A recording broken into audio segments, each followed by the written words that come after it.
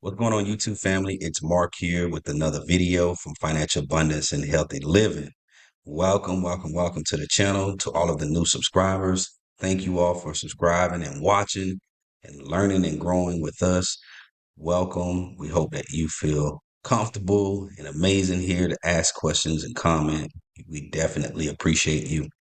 And also to all of my day ones and twos, those of you that have been following me since 2015. Hey, I appreciate you all. Thank you all so much for just tuning in and commenting and really being engaged. It really means a lot. Also, happy Monday, happy MLK Day. I want to give honor and reverence to Martin Luther King Jr., right, for all of the hard work and dedication that he did to bring equality and nonviolence to the nation, the United States of America, and really worldwide. I mean, wherever it could be implemented, we definitely thank Dr. Martin Luther King Jr. for all of his hard work. Rest in peace. I just thought it would be necessary just to take just a quick second of my time, my day, to give reverence and honor to a great man. I wouldn't say he's a perfect man, but a great man that really stood for what was right. And so it's just great to really um, think about and acknowledge what he's done and how far we've come and how far we still need to go as a nation. So thank you all so much for tuning in. Thank you all so much for all of the love and comments. It really means a lot. And it helps give me fuel to keep going, to keep putting out content, man. It really does. And so my goal here is to help as many people cure halitosis within 7 to 30 days.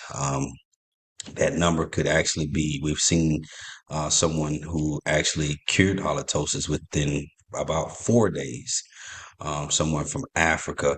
So it can be done. You just got to lock in, tune in, but also definitely reach out for consultation if you need that. That information will be below in the description box of this video. Without further ado, let's get into the content for today. Today, I'm going to be talking about how to cure acid reflux. Maybe you don't know, or maybe you do know that you have acid reflux. Acid reflux, or AKA GERD, GERD, is basically where you have an issue with the gastrointestinal system, right?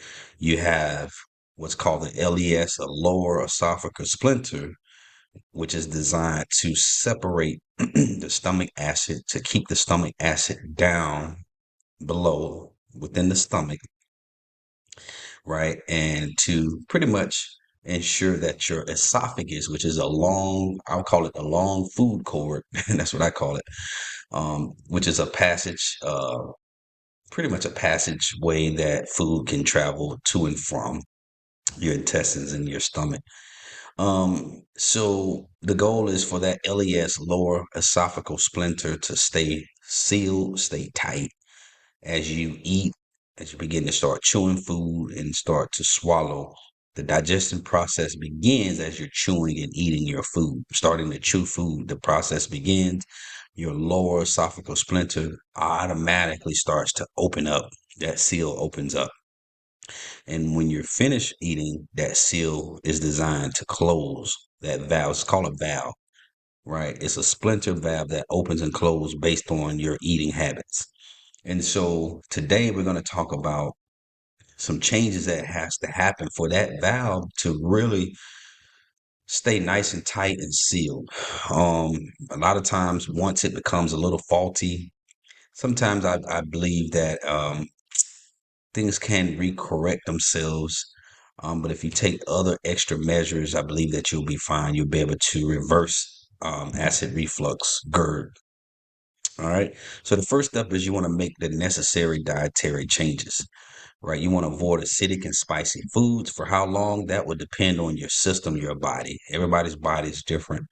But I would say the rule of thumb is at least about 90 days. At least about 90 days you should be able to really pretty much heal and get a good gauge on your system and your body of what you can add back into your system and what you can't. You want to also limit or avoid caffeine. You don't want to be codependent on caffeine. You don't want to be codependent on chocolate. or alcohol. Those are all bad things that's going to cause your system, the LES, to be faulty, to loosen up. And so when I use the word bad, I don't mean that having caffeine or having a little alcohol, a little wine or chocolate is a bad thing, but too much of anything becomes a bad thing, if that makes sense. So having caffeine or chocolate every now and then, but not getting codependent on it. That's what I mean. Also, you want to focus on eating smaller meals. I talk to a lot of you, and when you eat, you overeat, or you eat so much to the point where your stomach is very, very full, or your plate is extremely piled up to the top. You want to eat food in moderation, and you also want to eat smaller meal sizes, if that makes sense. What I've done now is I've started eating, I don't eat breakfast, lunch, and dinner, although I know it's recommended um, by, doctors and things like that, and nutritional specialists. Um, but sometimes I'll do like a fast, an intermittent fasting in between my breakfast. I may not have breakfast, and then I may just start out with eating lunch, and then I'll eat in like 8 hour intervals. So I won't have anything else until another 8 hours. So that has worked well for me. So that's a tip that you all can try to implement. Now you will lose calories, of course, but um, that's what works for me and my system. So again, you want to eat smaller meals. You want to you can have maybe more frequent meals, but you want to eat smaller amounts. You don't want to pile your plate up with food. You want to avoid eating close to bedtime. So my best recommendation is if you know you go to bed at 10 o'clock, you want to at least have your last meal by at least 7 o'clock. It gives you about 3 hours or so for proper digestion, so that way you're not laying down on food. But what a lot of people do is they get very, very full. They pile their plate up. They eat a lot of food. And then in 10 or 20 minutes, if that, maybe less, they'll go and lay down. So they're basically pretty much laying down on all of that food. And then now you're expecting your digestive system to overwork with trying to start the digestion process. And that is also how you can mess up your lower esophageal sphincter, which causes your stomach to push food back up through the valve of the lower esophageal sphincter, through your esophagus to the throat, which you'll be getting a lot of the stomach contents and bile just sitting right in your throat, which is going to then produce that sour, bitter, metallic taste. Number two, you want to maintain a healthy weight. It's very important. Excessive weight can contribute to acid reflux. So you want to maintain a healthy weight, ladies and gentlemen, to help reduce symptoms. And number three, you want to elevate your head in the bed. So a lot of times, if you've eaten, they have those beds now where you can elevate your feet or your head to where you're up and sleeping at an angle. That can help. So you want to raise your bed about 6 to 8 inches to prevent stomach acid from flowing back and forth of your esophagus while you sleep. Um, so you just want to do little things to kind of help your system, help your body adjust. Number four, you want to avoid tight clothing. Believe it or not, this is a big one.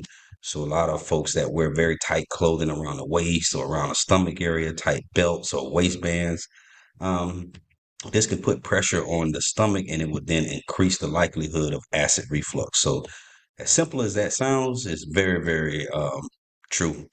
And it can cause that acid to push up. Number five, you want to quit smoking. So for those of you that smoke, I know you need your nicotine. I know people be having you turned up. I know, I get it.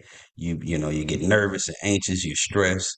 But if you can quit smoking, there's been a lot of studies that smoking can cause a weakened LES, lower esophageal sphincter.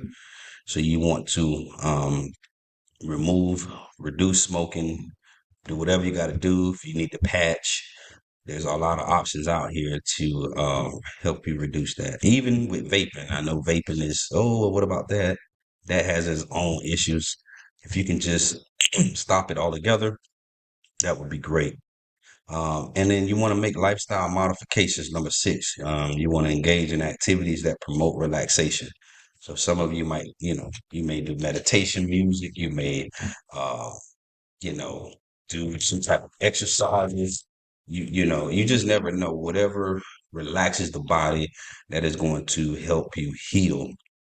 All right, and that's going to also help you really, really feel better, and calm and stress, release stress.